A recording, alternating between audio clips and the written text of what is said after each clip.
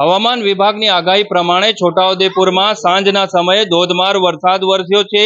વરસાદ વરસતા જ કેટલાક નીચાણવાળા વિસ્તારોમાં પાણી ભરાયા છે। આપ જોઈ શકો છો કે આ નગર છોટાઉદેપુર નગરની નિજામી સોસાયટી છે, ત્યાં પાણી ભરાયા છે। દર વખતે લોકો આવી જ રીતે મુશ્કેલીઓનો સામનો કરતા હોય છે। જે પ્રકારે જોઈ શકો છો કે લોકો પોતાના જે ઉપરનો જે ઓટલો છે, ઓટલા ઉપર ઊભા છે, કેમ કે અહીંયા પાણી ભરાયા છે।